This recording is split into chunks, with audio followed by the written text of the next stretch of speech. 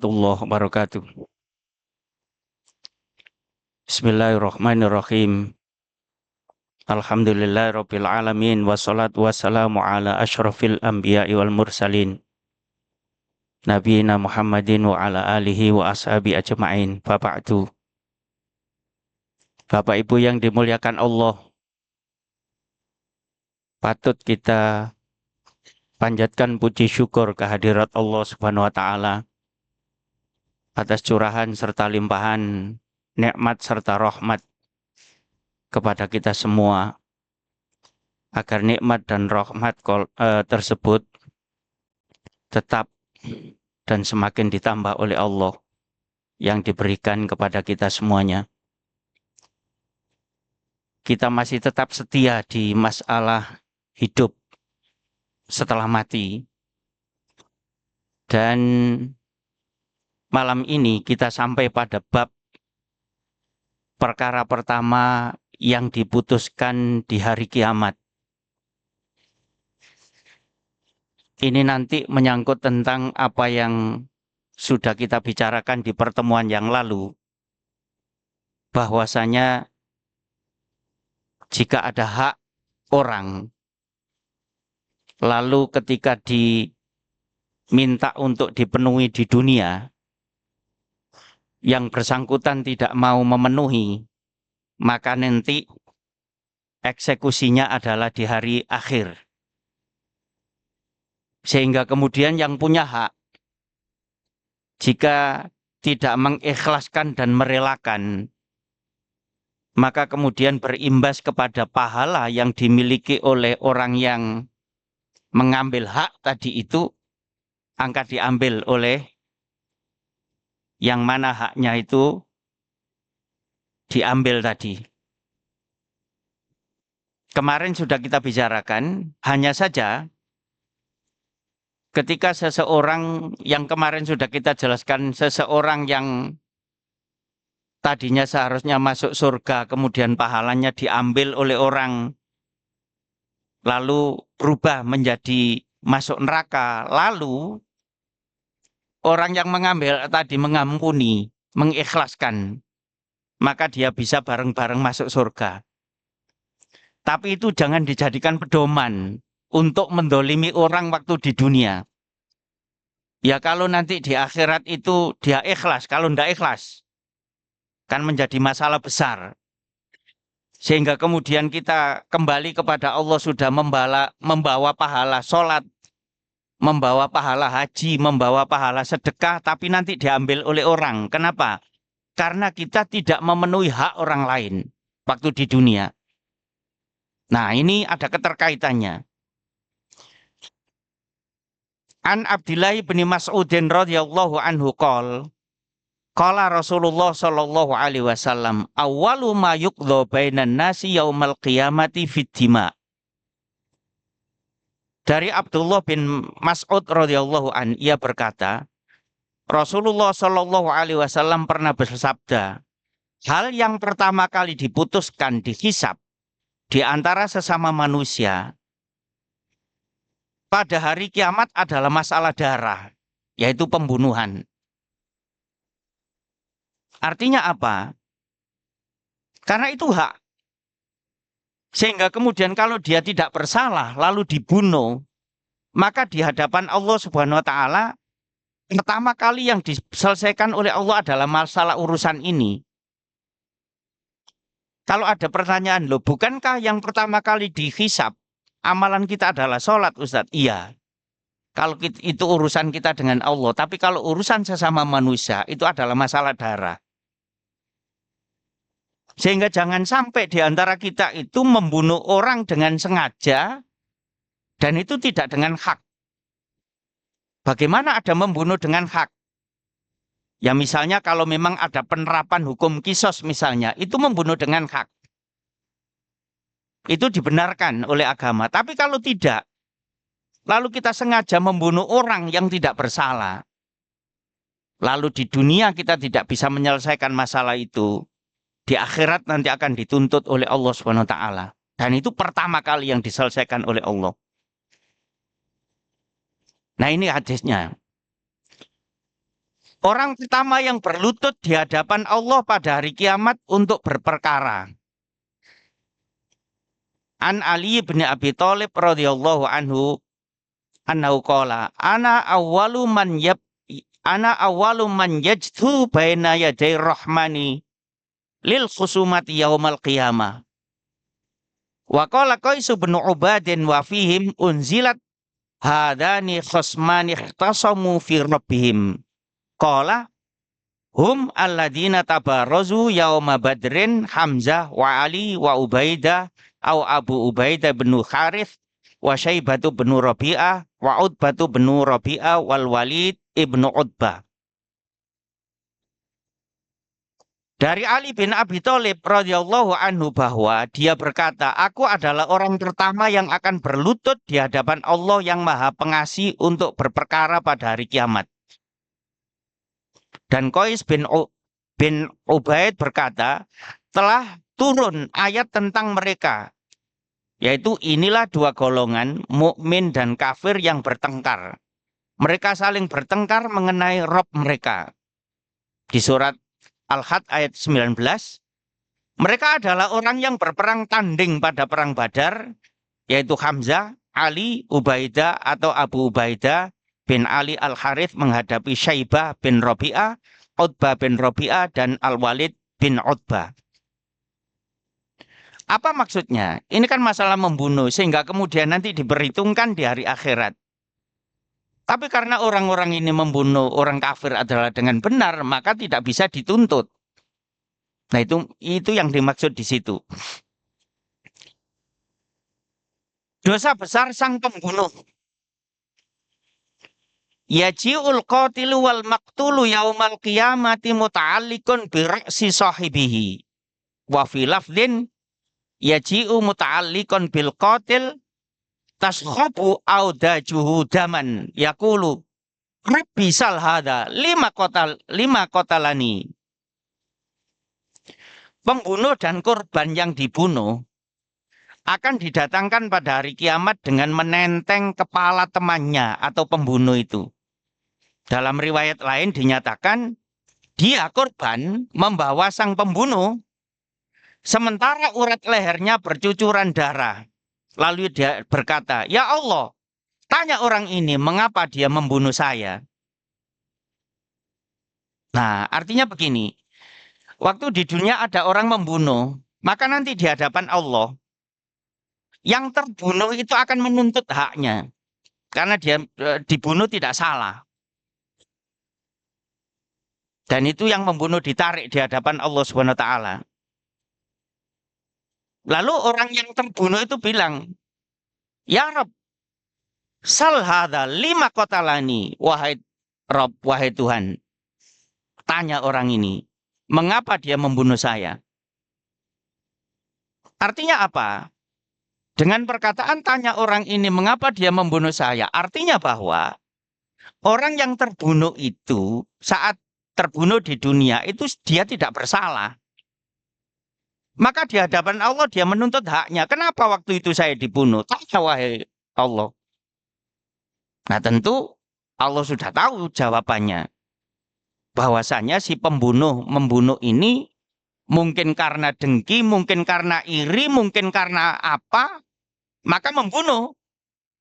Nah di hadapan Allah SWT dia akan dituntut oleh yang terbunuh itu. Itu menjadi masalah besar.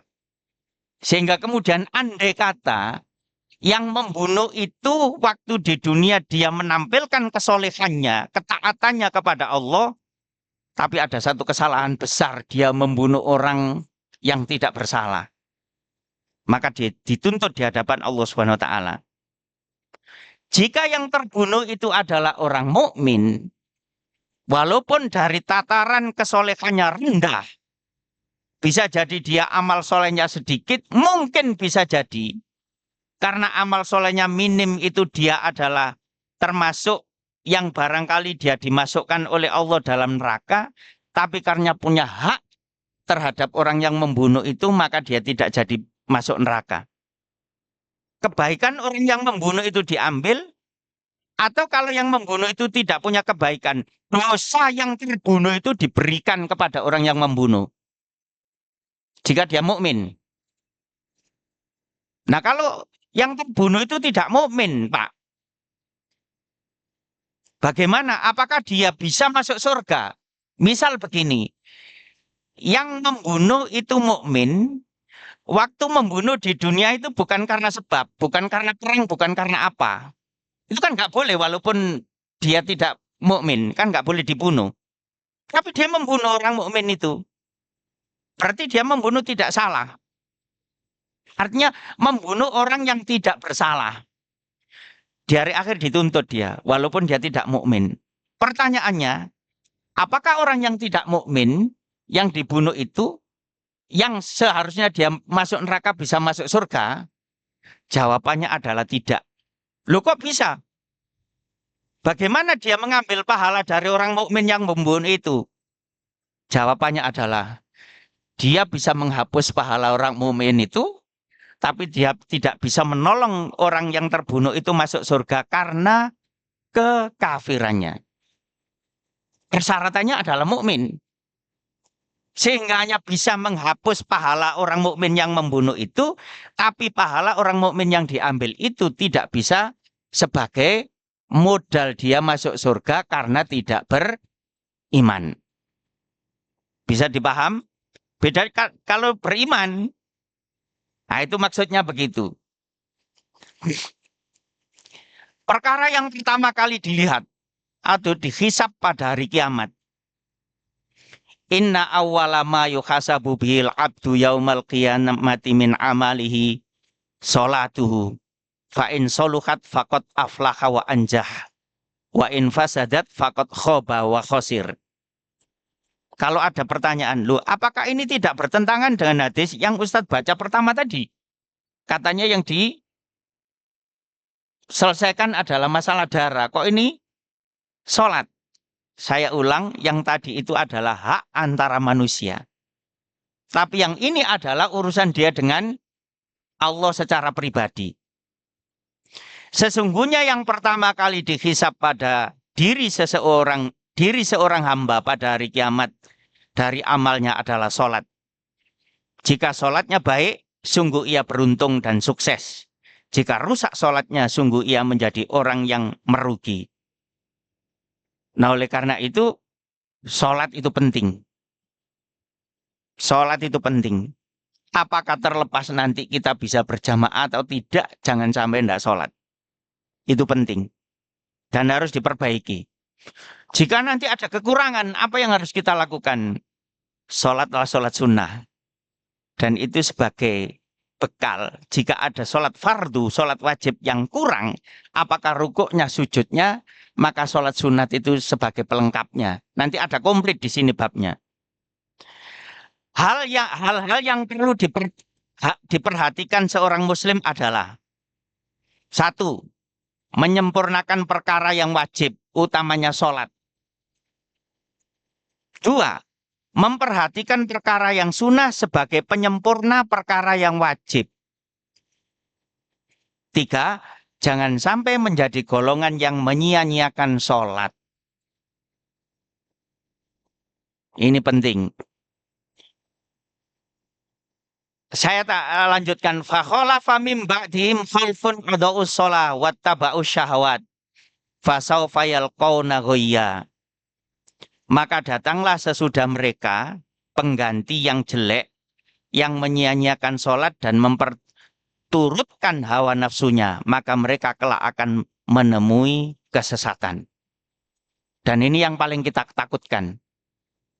Kita sekarang menjadi orang baik. Orang yang sergap sholat, suka sholat. Tapi jangan sampai kemudian kita nanti meninggalkan generasi atau pengganti yang jelek yang menyia-nyiakan sholat. Maka kita semua punya tanggung jawab utamanya dalam keluarga. Bagaimana keluarga kita itu menjadi keluarga yang betul-betul memperhatikan sholat. Dan sholat itu adalah kewajiban.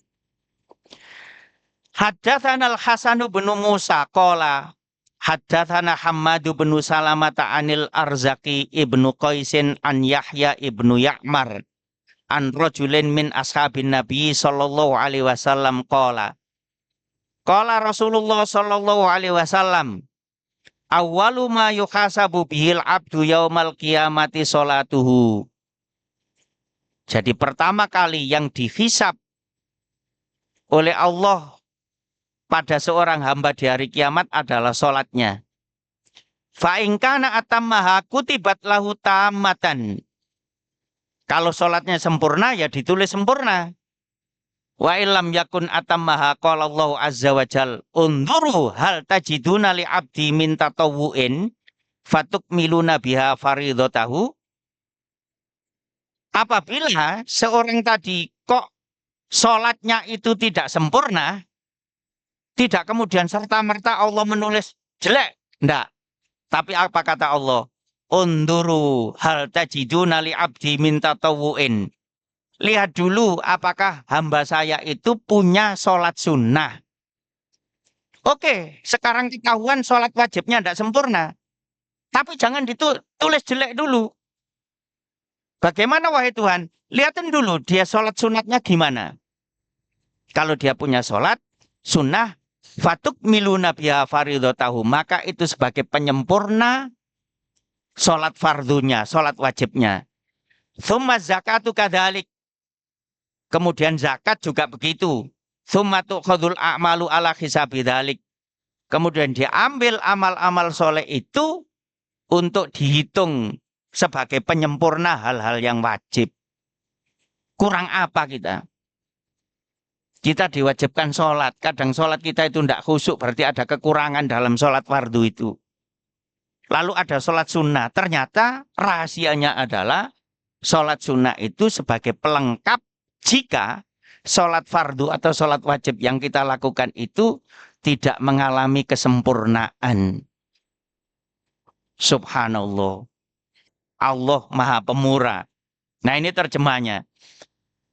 Telah menceritakan kepada kami Al-Hasan bin Musa berkata, telah menceritakan kepada kami Hammad bin Salama dari Al-Arzaq bin Qais, dari Yahya bin Ya'mar, dari salah seorang sahabat Nabi Shallallahu Alaihi Wasallam berkata, Rasulullah SAW bersabda, yang pertama kali dihisab dari seorang hamba pada hari kiamat adalah sholatnya.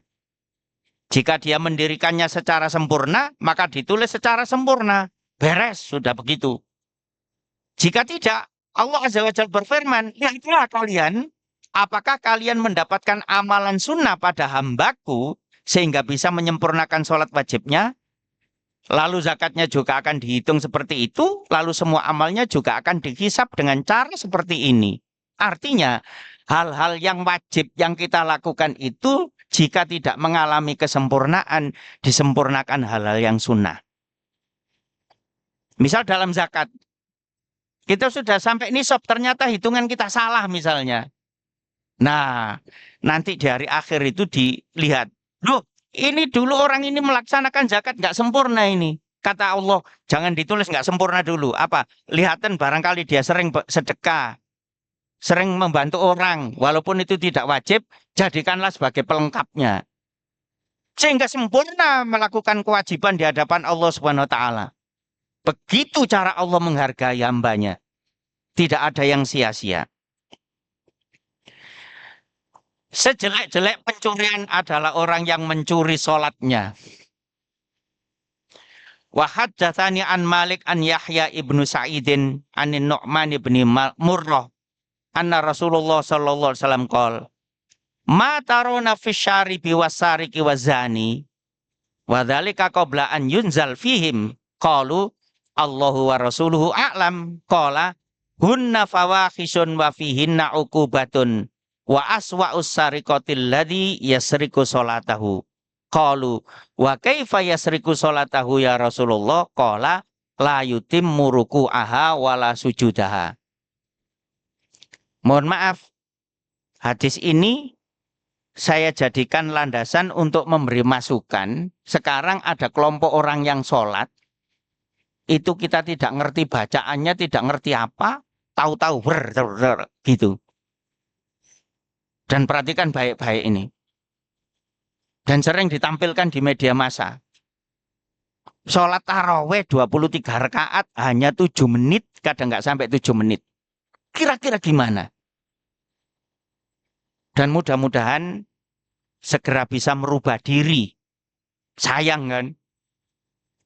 Walaupun mungkin agak merasa berharga ketika ditampilkan dan diwawancarai di media. Tapi mari kita perhatikan apa kata Rasulullah Shallallahu Alaihi Wasallam. Ukuran kita bukan dinilai orang, tapi bagaimana ukuran kita dengan nilai agama itu. Kita lihat terjemahnya. Telah menceritakan kepadaku dari Malik, dari Yahya bin Sa'ad, dari Nu'man bin Murrah, bahwa Rasulullah Shallallahu Alaihi Wasallam bertanya, apa pendapat kalian tentang peminum, pencuri, dan pezina? Pada saat itu belum turun ayat kepada mereka yang menjelaskan tentang hal itu. Artinya belum ada ayat tentang hukumnya meminum gimana, mencuri gimana, zina gimana. Dan Rasulullah sudah tanya. Maka mereka menjawab, Allah dan Rasulnya lebih tahu. Beliau bersabda, semua itu adalah perbuatan keji dan di dalamnya terdapat hukuman, kata Rasulullah. Artinya mencuri, minum, zina, itu perbuatan keji. Dan terdapat hukumannya.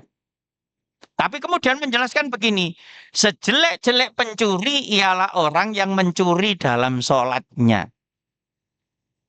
Mereka bertanya, wahai Rasulullah, bagaimana seorang mencuri sholatnya? Beliau menjawab, dia tidak menyempurnakan rukuknya dan sujudnya. Dan menyempurnakan rukuk itu adalah bagaimana syarat kita rukuk. Lalu kita berdoa dalam rukuk itu dengan sempurna. Sujud pun begitu. Tidak kemudian enggak. Oleh karena itu tadi sudah saya sampaikan, ini adalah termasuk hadis yang bisa dijadikan pengingat kepada orang yang dalam media melakukan sholat sebegitu cepatnya. Itu menurut penilaian agama adalah mencuri sholat. Dan kata Rasulullah, sejelek-jelek mencuri adalah mencuri sholat itu. Artinya sejelek-jelek pencuri ialah orang yang mencuri sholatnya. Ini Rasulullah. Oleh karena itu, mari kita nyayangi semuanya. Mereka sudah beriman, tapi dalam mengerjakan sholat seperti itu. Dan mudah-mudahan mereka bisa membaca, lalu kemudian mendapatkan petunjuk sehingga bisa merubah apa yang dilakukan selama ini. Menjaga kesempurnaan sholat. Idza ahsana ar-rajulus sholata fa atamma ruku'aha wa sujudaha qalatis sholatu hafidzakallah kama hafidtani. Kalau ada seseorang yang memperbaiki sholatnya, menyempurnakan rukuknya, menyempurnakan sujudnya, maka sholat itu berkata, semoga Allah menjagamu sebagaimana kamu menjaga saya, kata sholat itu begitu. Fatarfa'u, maka nilainya itu diangkat oleh Allah. Wa idza asa'a sholatu falam yutimmu ruku'aha wa sujudaha qalatis sholatu dhayya'akallahu kama dhayya'tani. Dan apabila orang itu melakukan sholat dengan cara yang jelek, yang tidak sempurna, dan tidak menyempurnakan rukuknya, tidak menyempurnakan sujudnya, maka sholat itu berkata, apa kata sholat? Dhayya'akallahu kama dhayya'tani. Semoga Allah menterlantarkan kamu, sebagai kamu menterlantarkan saya, karena kamu tidak menyempurnakan saya, kata sholat begitu. Fatalifa kama yalifu thawbul khalqath fayadribu biha wajahu. Rawahu Toyalisi an Ubadah bin Samit. Ini terjemahnya. Apabila seseorang mengerjakan sholat dengan baik dan menyempurnakan rukuk serta sujudnya, niscaya sholat berkata, semoga Allah memelihara dirimu seperti engkau memelihara diriku. Jadi sholat yang kita lakukan sudah lapor ke Allah ketika kita menyempurnakan sholat itu. Lalu sholat itu dinaikkan, diterima. Artinya diterima sholat itu. Dan apabila seseorang mengerjakan sholat dengan buruk, serta tidak menyempurnakan rukuk dan sujudnya, maka sholat itu pun berkata, semoga Allah menyia-nyiakan dirimu sebagaimana engkau menyia-nyiakan diriku. Lalu sholat itu digulung seperti pakaian yang lapuk, digulung, kemudian sholat itu dipukulkan ke muka pelakunya. Nah, oleh karena itu, ada hadis lain ketika Rasulullah SAW di masjid. Lalu ada orang sholat, mempercepat sholatnya. Dan sebenarnya dia itu ingin segera menemui Rasulullah SAW. Maka kemudian apa kata Rasulullah SAW? Irji fasolli fa innaka lam tusolli. Kembali lagi sholatlah karena kamu belum sholat. Lalu orang itu sholat, balik sholat cepat lagi. Datang ke Rasulullah ingin jabat tangan. Lalu Rasulullah tetap menegur, irji fasolli fa innaka lam tusolli. Kamu balik lagi, sholat lagi karena kamu belum sholat. Nah, ternyata orang itu baru tahu itu cara sholatnya, nggak ngerti cara yang baik. Maka dia kemudian tanya kepada Rasulullah, yang saya tahu ya begitu itu sholatnya wahai Rasulullah, bagaimana sholat yang baik? Maka diajari Rasulullah, kalau kamu sujud, rukuk, sempurnakan rukukmu. Kalau kamu sujud, sempurnakan sujudmu. Jangan cepat-cepat begitu. Itu yang diajarkan Rasulullah. Begitu. Allah lebih berhak untuk ditakuti. Innallaha yas'alul abda yaumal qiyamati hatta yaqula lahu ma mana'aka idza ra'aital munkara falam tughayyirhu fayaqulu khashitun nas fayaqulullahu ta'ala ana ahaqqu an takhshani. Sesungguhnya Allah akan bertanya kepada hambanya di hari kiamat sehingga dia berfirman, apa yang menghalangi kamu apabila melihat kemungkaran namun kamu tidak mencegahnya? Maka orang tadi pun menjawab, aku takut pada manusia ya Allah. Maka Allah berfirman, aku lebih berhak untuk engkau takuti. Artinya begini, jangan kemudian kalau ada kemungkaran kita tidak ada niat merubahnya. Kita tidak ada upaya merubahnya, itu perintah. Tapi yang terpenting metode itu penting. Jangan karena ada dalil, ada kemungkaran, nggak pakai metode, sikap saja. Jangan. Karena kita adalah memberi petunjuk. Kita mengajarkan Islam. Dan konsep mengajarkan Islam itu bagaimana orang itu bisa bergembira dengan ajaran Islam itu. Tidak malah lari. Dan bagaimana orang itu bisa mudah melaksanakan Islam itu. Tidak sulit. Sehingga kemudian Rasulullah ketika pesan terhadap sahabat yang diutus untuk menyebarkan agama, Rasulullah selalu bilang begini, basyiru walatunafiru, yasiru walatu'asiru. Jadikanlah orang itu gembira dengan agama. Jangan malah dijadikan lari. Jadikanlah agama itu mudah buat mereka, jangan dipersulit. Nah, gambaran saya begini. Jika ada orang tanya itu jangan dijawab yang, oh enggak boleh begitu, jangan. Lihat dulu yang tanya siapa. Kalau mencegah kemungkaran pun lihat dulu. Saya ambil contoh begini. Pak, mohon maaf saya memberi contoh. Jenengan mengambil pendapat bahwa rokok itu haram. Nah, maka akan ada orang yang di hadapan jenengan itu nanti menjadi objek jenengan apa? Jenengan tahu kalau ada orang ngerokok, jenengan nilai mungkar karena menurut jenengan hukumnya adalah haram. Jangan kemudian begini cara merubahnya. Ada orang ngerokok langsung ditempel rokoknya. Haram Pak, jangan merokok. Itu sampai bisa lakukan seperti itu kalau di rumah jenengan sendiri ada anaknya ngerokok. Tapi kalau dengan orang lain beda. Coba aja bicara. Jangan kemudian ini mungkar harus dirubah. Loh di mana sampean itu dan dengan siapa?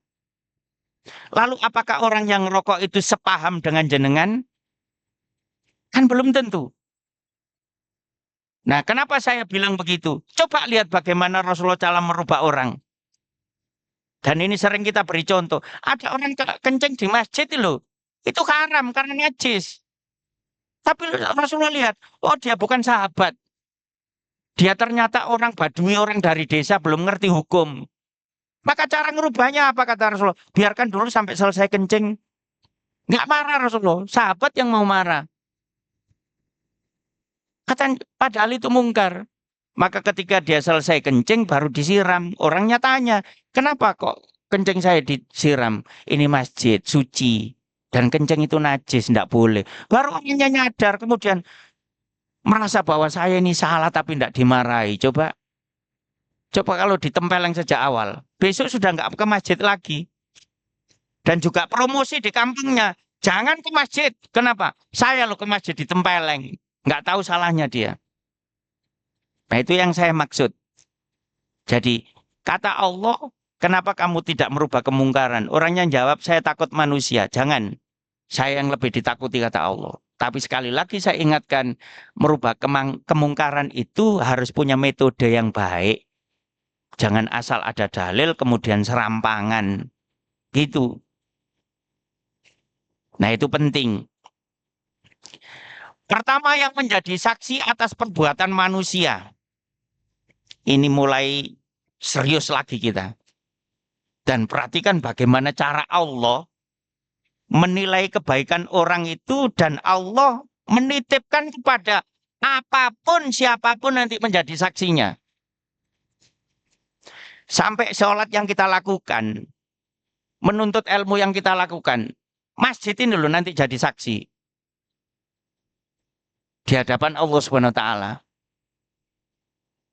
Tidak sia-sia menurut Allah itu. Di mata Allah tidak ada yang sia-sia. Nah coba kita prateli sekarang. Al-yawma nakhtimu ala afwahim wa tukallimuna aydihim wa tashhadu arjuluhum bima kanu yaksibun. Di surat Yasin ayat 65. Pada hari ini kami tutup mulut mereka dan berkatalah kepada kami tangan mereka dan memberi kesaksian. Dan memberi kesaksianlah kaki mereka terhadap apa yang dahulu mereka usahakan. Berarti ketika kita di hadapan Allah mulut terkunci, mulut tidak bisa bicara. Yang bicara adalah tangan, kaki. Pernah saya menjelaskan ayat ini di depan mahasiswa. Saya diginikan. Kayaknya ayat itu tidak logis, Ustadz. Apa menurut Anda tidak logis? Bagaimana tangan begini bisa bicara? Bagaimana kaki bisa bicara? Maka saya balik tanya, apakah yang Anda maksud bicara itu harus ada mulut? Dan ketika bicara itu terlihat buka tutup, itu logikamu tidak sempurna. Maka kemudian saya mengeluarkan HP. HP ini kalau saya bicara, saya telepon, saya lock speaker, ada suara dari sini. Mana mulutnya? Saya tanya. Mana mulutnya? Ya tidak ada mulutnya Ustaz, tapi ada speakernya di situ. Lalu apa susahnya Allah menegakkan speaker di sini dan dia bicara? Apa susahnya? Apa susahnya Allah mengeluarkan suara dari kaki? Wong HP ini loh nggak kelihatan mulutnya komat kamit, tapi ketika dipakai bersuara. Sama ayat ini. Jadi mulut orang itu dikunci, yang bicara adalah tangannya, kakinya. Berarti nanti ada suara muncul dari sini. Seperti suara yang muncul dari HP. Wujudnya ya begini ini. Ini buatan manusia loh ya. Apalagi Allah kan begitu. Sehingga jangan dianggap nggak logis saya bilang begitu terhadap mahasiswa itu. Hanya pikiran kamu saja yang belum sampai. Nah ternyata itu cara Allah. Sehingga nanti tidak ada rekayasa. Karena tangan kaki itu yang bicara. Mau apa? Bahkan nanti tembok-tembok ini loh bicara. Jenengan melakukan kebaikan di mana? Apapun sekitar jenengan saat melakukan kebaikan itu menjadi saksi. Menjadi saksi. Oleh karena itu kenapa agama kemudian menganjurkan dan mengajarkan kepada kita lakukan kebaikan sekecil apapun dimanapun. Dan semua di sekitar kita itu menjadi saksi. Yauma tashhadu alaihim alsinatuhum wa aydihim wa arjuluhum bima kanu ya'malun. Pada hari ketika lidah, tangan, dan kaki mereka menjadi saksi atas mereka terhadap apa yang dahulu mereka kerjakan. Jadi anggota tubuh kita ini semua menjadi saksi. Ditambah hal-hal yang lain. Wa qalu li juludihim lima Syahidtum alaina qalu antaqanallahu alladzi antaqa kulla syai'in wa huwa khalaqakum awwala marratin wa ilaihi turja'un. Dan mereka berkata kepada kulit mereka, "Mengapa kamu menjadi saksi terhadap kami?" Kulit mereka menjawab, Allah yang menjadikan segala sesuatu pandai berkata.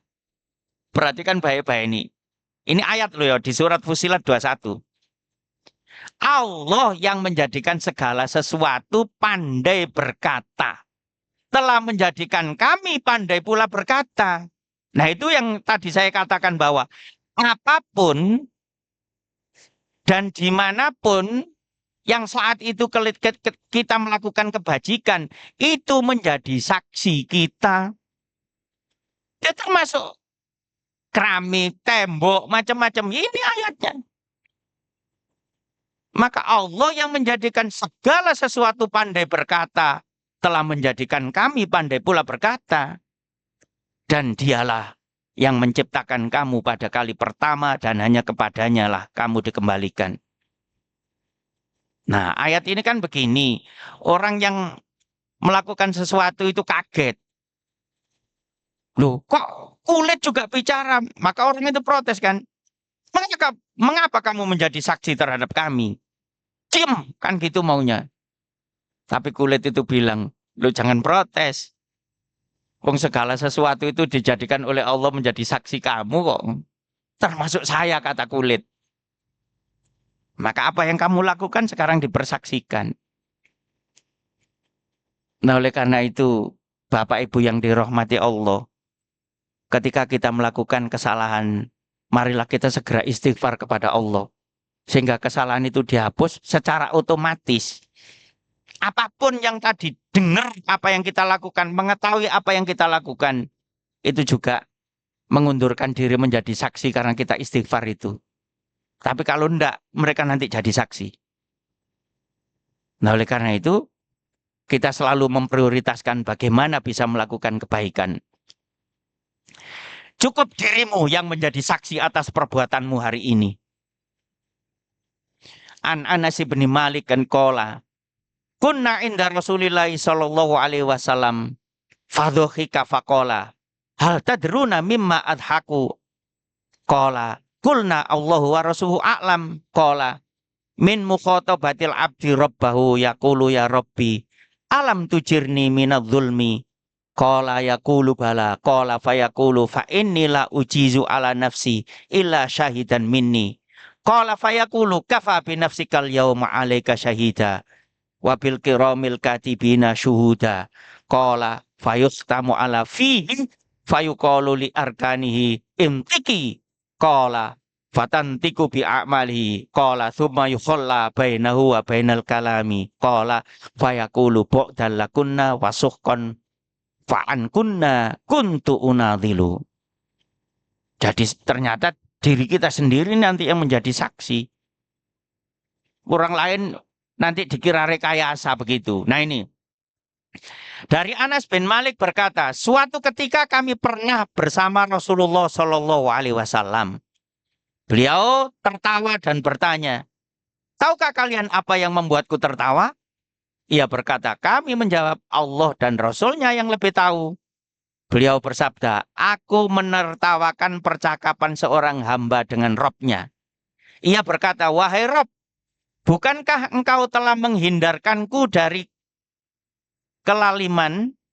Kelaliman itu ya, kedzaliman, kesalahan itu. Dia menjawab, iya. Ia berkata, sesungguhnya aku tidak mengizinkan jiwaku kecuali untuk menjadi saksi atas diriku sendiri. Beliau meneruskan, dia pun berkata, kalau begitu pada hari ini cukuplah jiwamu yang menjadi saksi atas dirimu. Dan juga para malaikat yang mulia yang mencatat amalanmu menjadi para saksi. Beliau meneruskan, lalu dibungkamlah mulut dan dikatakan kepada anggota badannya, bicaralah. Maka anggota badannya pun mengungkap semua amal perbuatan yang dilakukannya. Beliau meneruskan, kemudian dilepaskanlah antara ia dan ucapannya hingga ia berkata, celakalah kalian, bukankah aku dulu membelamu? Nah, jadi orang ini di hadapan Allah Subhanahu wa taala, ya Allah, sudahlah, diri saya saja yang menjadi saksi. Artinya nanti bisa alasan. Ternyata kata Allah, ya sudah, dirimu yang menjadi saksi. Mulutnya langsung dikunci oleh Allah. Lalu yang menjadi saksi adalah tangannya, kakinya, semuanya yang ada di anggota tubuh itu. Maka baru tahu ya, kalau begitu saya sudah tidak bisa beralasan lagi. Apa yang disampaikan anggota tubuhku ini fakta benar. Maka celaka. Begitu.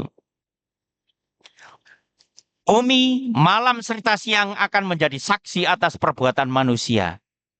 Coba, sampai bumi, malam, siang, itu jadi saksi.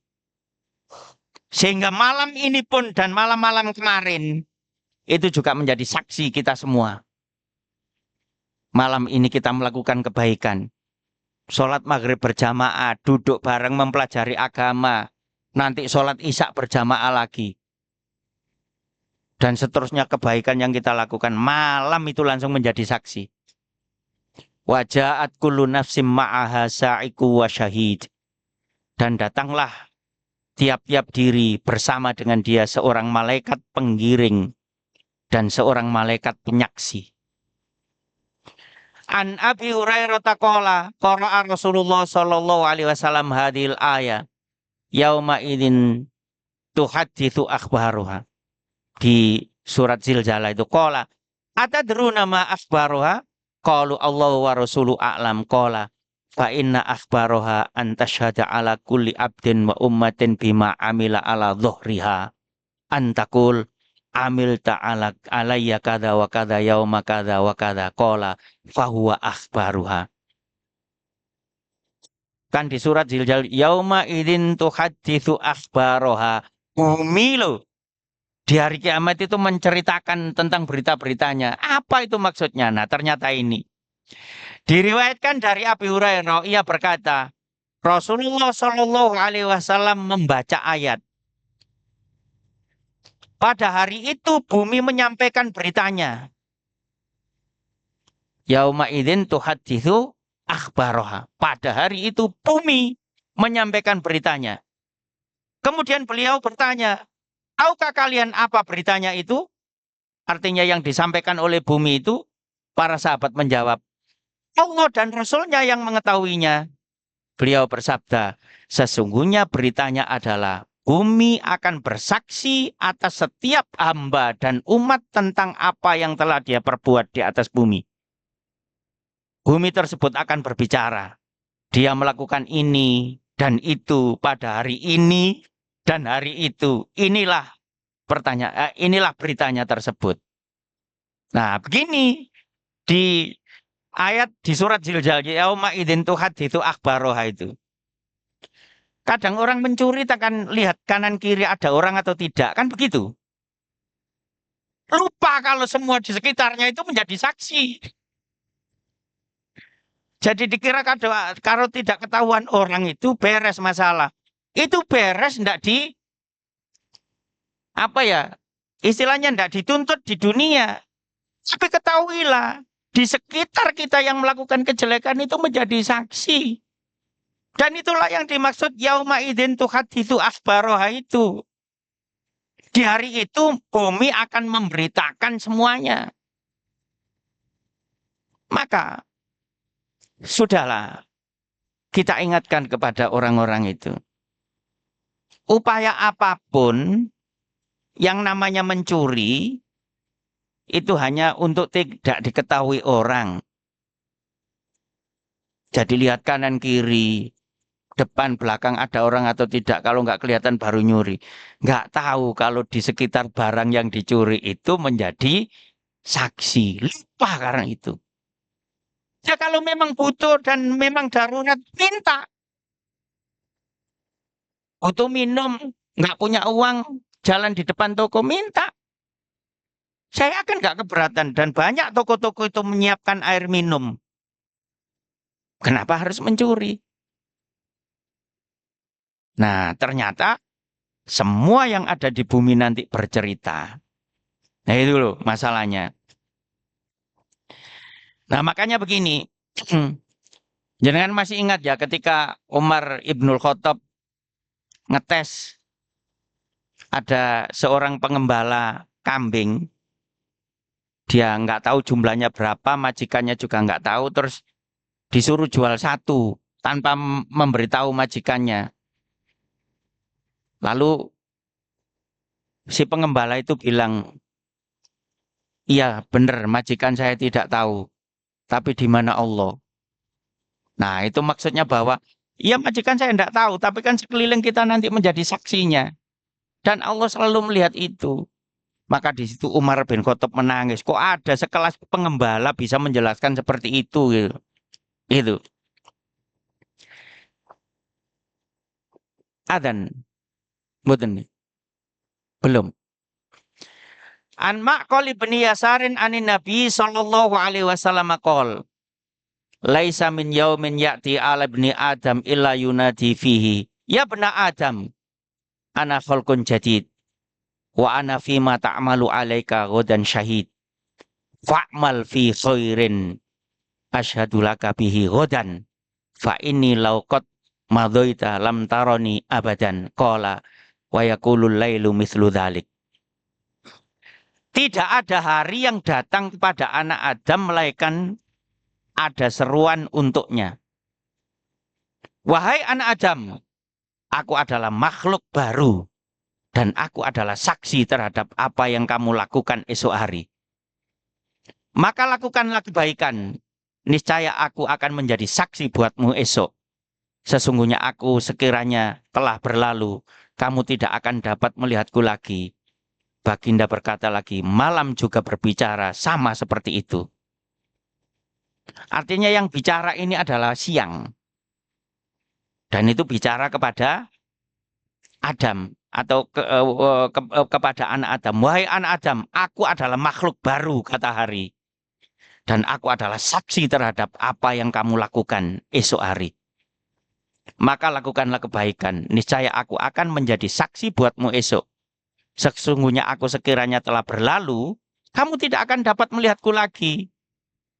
Baginda berkata lagi, malam juga berbicara sama seperti itu. Malam pun bicara, aku adalah makhluk baru. Dan aku adalah menjadi saksi semua amalmu. Coba. Sehingga nyaris apa yang kita lakukan itu tidak terlewatkan dari catatan. Oleh karena itu Bapak Ibu yang dirahmati Allah, dalam kesempatan apapun, dan saya sering menyampaikan dimanapun berada, jadikanlah untaian kalimat-kalimat thayyibah itu sebagai gaya hidup. Subhanallah, astagfirullahaladzim. Dan saya juga sering menyampaikan di sini, sekarang kan ada model gaya hidup meso tok ae. Ada kesulitan meso, ini meso. Ganti. Wong itu juga terucap dari lisan juga. Subhanallah, astagfirullah. Kan enak. Dan itu dimanapun nanti menjadi saksi semua sekitar yang saat kita berucap kalimat thayyibah itu. Tempat sholat akan jadi saksi bagi pelakunya. Kalau sudah mau isya, mohon dikasih kode saya lupa isya jam berapa. Sampun. Oke. Tempat sholat akan jadi saksi bagi pelakunya.